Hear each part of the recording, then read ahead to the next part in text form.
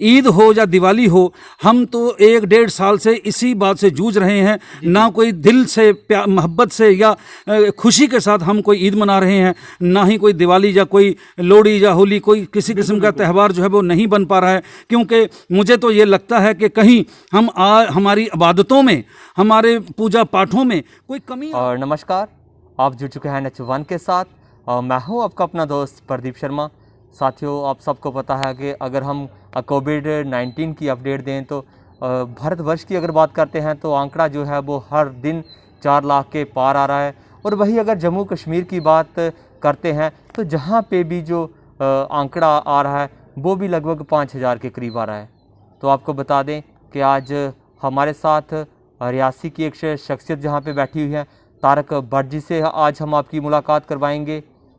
उनसे जानेंगे कि इस वक्त रियासी में क्या स्थिति है। यहाँ पे आप सबको पता है कि अगर लॉकडाउन की बात करें पूरे जम्मू कश्मीर की 20 जो ज़िले हैं वहाँ पे जो है वो लॉकडाउन 17 तारीख तक वो लगा दिया गया है। सबसे पहले तो भट्ट साहब, आपका NH1 में स्वागत है। Thank you. क्या स्थिति है अगर हम रियासी की बात करें, जिस प्रकार से कोविड-19 के जो केसेस हैं हर दिन जहाँ पे भी जो है आंकड़ा है वो बढ़ रहा है, आप इसको किस प्रकार से देखते हैं?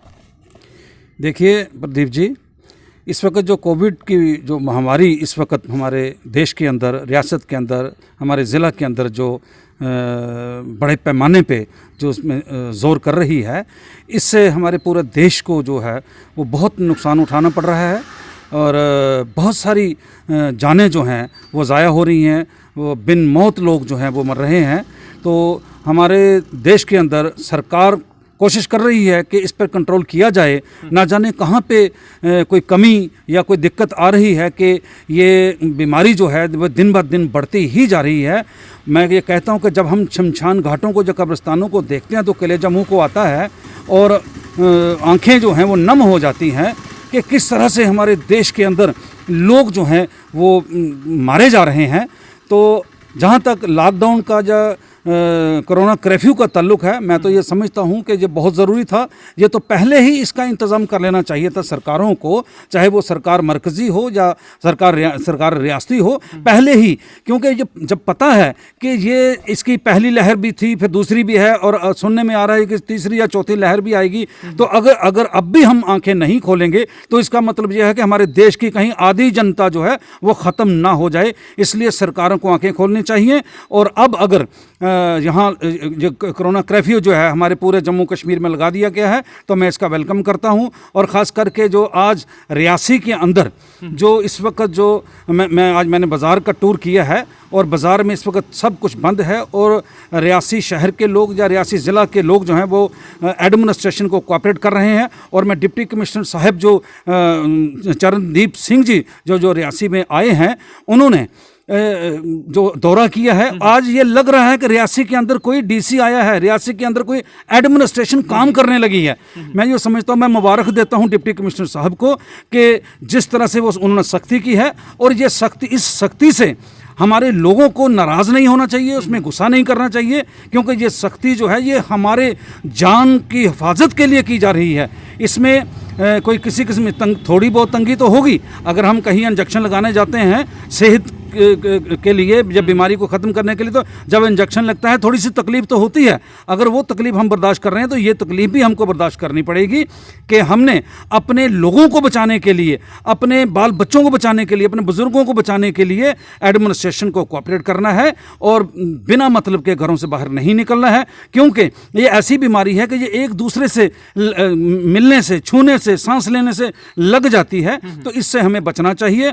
मैं एडमिनिस्ट्रेशन का मशकूर और शुक्रगुजार हूँ। हमारे एसएसपी साहब, डीसी साहब ने आज शहर का दौरा किया है और आज लग रहा है कि रियासी के अंदर कोरोना कर्फ्यू है और जो ये लॉकडाउन जो है वो मुकम्मल तौर पर जो है वो लगा दिया गया है। मैं इसका वेलकम करता हूँ। अगर बात करें, अब चंद ही दिन जो हैं वो रह गए हैं। इस वक्त हम बात करें पाक जो रमज़ान का महीना इस वक्त चल रहा है, ईद भी को भी कम ही दिन रह गए हैं। आप क्या इस पे कहना चाहते हैं, और अपने उस कौम जो रोज़े वगैरह जिन्होंने रखे हैं, अब ईद भी वो सेलिब्रेट करेंगे, उनको आप अपनी तरफ से क्या संदेश देना चाहते हैं? देखिए, इसमें कोई शक नहीं है कि मुस्लिम मुआशरे के अंदर जो है इस वक्त रमज़ान चल रहे हैं, लोग रोज़े रख रहे हैं। वैक्सीन लेने के लिए थोड़ी सी प्रॉब्लम आ रही है, लेकिन मैं ये समझता हूँ कि एडमिनिस्ट्रेशन को चाहिए कि वो शाम को रोज़ा खुलने के बाद अगर हस्पताल में, रियासी जो पुराना हस्पताल है इसमें या डिस्ट्रिक्ट हॉस्पिटल में अगर थोड़ा सा इंतज़ाम वो कर दें, ताकि हमारे मुस्लिम बरादरी के लोग जो हैं वो वहाँ पर जाकर वैक्सीन को जो है वो लगाएं, ताकि ये बीमारी जो है वो कम से कम उनके नज़दीक ना आ सके।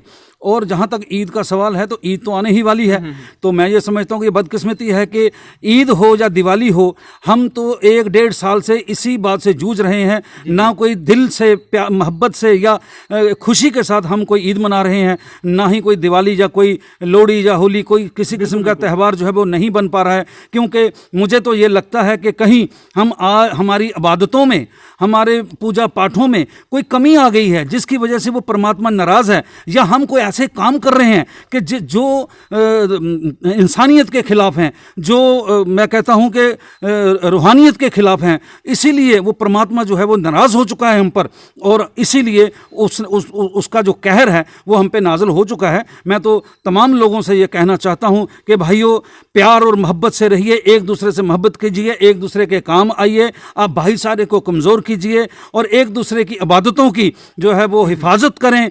तब ही जाकर के वो परमात्मा जो है वो हमारा वो खुश होगा, और हम अल्लाह से, उस परमात्मा से, उस वाहिगुरु से, उस यसू मसीह खुदा से हम ये माफ़ी मांगते हैं कि या अल्लाह हमें माफ़ कर दे, हमारे गुनाहों को माफ़ कर, और ये जो इस महामारी से हमें निजात मिले।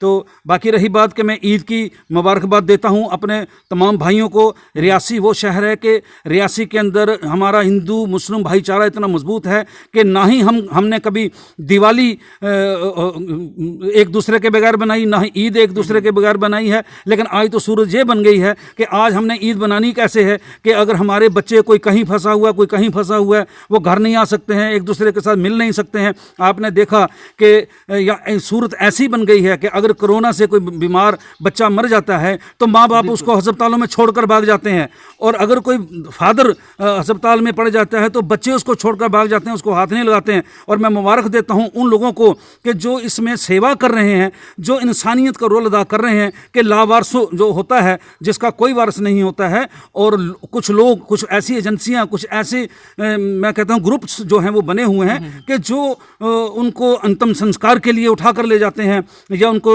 दफनाने के लिए ले जाते हैं। मैं उनको भी मुबारकबाद देता हूँ और उनका शुक्रिया अदा करता हूँ, और ताकि ऐसे ही काम करने से शायद परमात्मा खुश हो जाएगा। मैं कहता हूँ कि एक मछली सारे तालाब को गंदा करती है, क्योंकि एक आदमी गलत काम करता है तो पूरे मुआशरे को नुकसान पहुंचता है। इसलिए हमें यह चाहिए कि कम से कम अगर एक आदमी गंदा काम करे, मुआशरे को नुकसान पहुंचे, कम से कम 10 आदमी अच्छे काम करें, ताकि मुआशरे में तब्दीली आए और वो परमात्मा, वो रब जो है वो जो नाराज़ होकर बैठा हुआ है उसको वो खुश हो जाए और इस महामारी से हमें निजात मिले। आपने बात करें, आपने एकता भाईचारे की बात की है। एक एकता हमें कुछ दिन पहले भी मिली जब बात करें डिस्ट्रिक्ट हॉस्पिटल से वो सिलेंडर ले जाने का मामला था, तब भी अगर बात करें पूरा रियासी शहर जो था वो एक हो गया था। इस पे आप अपनी छोटी सी एक राय दें हमें। देखिए, बात ये है, मैं ये कहता हूँ कि मेरे नॉलेज में जो उस वक्त ये बात आई थी कि रियासी डिस्ट्रिक्ट हॉस्पिटल से जो ऑक्सीजन के सिलेंडर हैं वो यहाँ से लिए जा रहे हैं, और उस पर हम यहाँ से चले गए। हमारे यश वर्मा जी थे, डॉक्टर सुखदेव जी थे, सुदेश पंडोत्रा जी थे, शहर के मौजजीन जो थे वो वहाँ पर गए। उन्होंने थोड़ा सा प्रोटेस्ट दर्ज करवाया और एडमिनिस्ट्रेशन जो है वो हरकत में आई, और वो जो गाड़ी पे लोड किए हुए जो यहाँ से नारायणा हॉस्पिटल के लिए जो ऑक्सीजन के सिलेंडर जा रहे थे, तो उन्होंने गवर्नमेंट ने जो है एडमिनिस्ट्रेशन ने उतार लिए नीचे। अब बात बनती ये है कि नारायणा हॉस्पिटल में भी तो इंसान हैं, लेकिन मैं ये समझता हूँ कि वो नारायणा हॉस्पिटल जो है वो VIP नारायणा हॉस्पिटल का नाम मैं उसको देता हूं कि वहां कोई गरीब आदमी नहीं जा सकता है। वहां वो अमीर ज़ादे जो हैं, अमीर लोग जो हैं, बड़े बड़े मिनिस्टरों के बच्चे, बड़े बड़े जम्मू के लालों के बच्चे, बड़े बड़े लोग जो हैं वो वहां पर हैं, वो इंतज़ाम कर सकते हैं, वो ऑक्सीजन खरीद सकते हैं। और मुझे तो यहां तक भी पता चला है कि नारायणा हॉस्पिटल का एक ट्रक पूरा ऑक्सीजन सिलेंडर का जो था वो पंजाब से आया था और वो जम्मू में उतार दिया गया और वो वहाँ इस्तेमाल कर लिया गया। बहुत अच्छी बात है कि वहाँ जम्मू में इस्तेमाल किया, लेकिन उसके बाद यहाँ से नारायणा हॉस्पिटल पहुँचाने के लिए यहाँ से माल जो सिलेंडर जो थे वो लिए जा रहे थे। मैं ये समझता था उस वक्त हमारे 14 पेशेंट जो थे वहाँ पर जिनको ऑक्सीजन लगी हुई थी अस्पताल के अंदर, अगर 10-50 और भी आ जाएं तो सिलेंडर तो चाहिए थे ना, वो फिर हमने कहाँ से लाने थे। और फिर मुझे ये भी कहा गया कि जो ये ऑक्सीजन के सिलेंडर इनको जाने दो और कल वहाँ से वापस आ जाएंगे, क्योंकि वहाँ जम्मू से जब उनके वहाँ पर आएंगे तो वहाँ से इधर आ जाएंगे या जम्मू से वो सीधा इधर भेज देंगे। मैंने कहा जी आपको जम्मू से यहाँ भेजने की क्या ज़रूरत है, आप जम्मू से सीधा नारायण हॉस्पिटल में भेज दो, हमें उसमें कोई इतराज़ नहीं है। लेकिन कम से कम अगर यहाँ पर गरीबों के लिए यहाँ के ये हमारा डिस्ट्रिक्ट जो है, ये डिस्ट्रिक्ट हेडक्वार्टर का जो डिस्ट्रिक्ट हॉस्पिटल है, ये मैं कहता हूँ कि 4-5-6 लाख लोगों पे डिपेंड ये है और बहुत गरीब लोग हैं। यहाँ उनको ऑक्सीजन मिल सकती थी, अगर यहाँ से ले जाते तो वो कहाँ। बहुत सारे लोग नाराज हुए, बहुत सारे नहीं, चंद 1-2 आदमी नाराज भी हुआ। उन्होंने हमें टारगेट किया कि जी वो TRP के लिए इन्होंने ये ड्रामेबाजी की है, ये लीडरी चमकाने के लिए की है।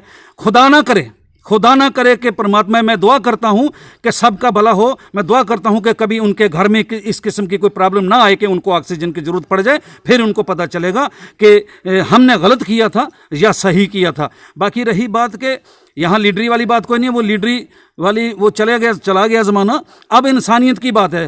वो लोग जो इंसानियत हमको सिखाने की कोशिश कर रहे हैं, मैं कहता हूँ कि आपको भी इंसानियत को मद्देनजर रखते हुए काम करना चाहिए। मुझ पर इल्ज़ाम लगाने से पहले अपनी पीठ पे हाथ मार लेना चाहिए और मुझे भी किसी पे इल्ज़ाम लगाने के लिए अपने पीठ पे हाथ मार लेना चाहिए कि मेरी पीठ पे कहीं मैल तो नहीं है। इसलिए हमें किसी के साथ कोई वो नहीं है, नाराज़गी नहीं, कोई कुछ नहीं है। अलबत्ता एक बात ज़रूर है कि इस किस्म की बात जब भी आती है, आपने ये देखा कि रियासी के भाईचारे हमारे यहाँ बम बम बोले के एजिटेशन चली थी, हम बिल्कुल छाना बछाना साथ थे, इकट्ठे थे। 62 दिन तक जम्मू परामर्श जल रहा था और कठुआ से लेकर पुंछ तक, पुंछ से लेकर डोडा तक, मैं कहता हूँ कि आग ही आग थी। मैं रियासी के भाइयों को, हिंदू भाइयों को, मुसलमान भाइयों को मुबारक देता हूँ। और उनकी मेहरबानी से क्या हुआ कि रियासी के अंदर 1 मिनट के लिए भी कर्फ्यू नहीं लगा था। ये होती है इंसानियत कि हमने इंसानों को बचाने के लिए, भाईचारे को मजबूत करने के लिए हमने वो रोल अदा किया है। और रियासी के लोग हमेशा ये करते हैं। कुछ लोग जो होते हैं जिनका काम होता है चिंगारी फेंकना, वो फेंक देते हैं, उनका तो पेशा, अब उनको हम तो रोक नहीं सकते, वो एडमिनिस्ट्रेशन का काम देखना है। बाकी गैस सिलेंडर जो हमने यहाँ पर रखवाए थे वो सिर्फ इंसानियत के नाते रखवाए थे और इंसानों के लिए रखवाए थे। वहाँ जहाँ तक नारायणा हॉस्पिटल का है, वहाँ पर 1 लाख रुपए का एक सिलेंडर खरीद कर, जो लोग वहाँ पर हैं वो 1-1 लाख का सिलेंडर खरीद कर वहाँ पर ला सकते हैं। अंत में एक छोटा सा, क्या आप संदेश देना चाहेंगे रियासी की जनता को कोविड-19 के रिलेटेड?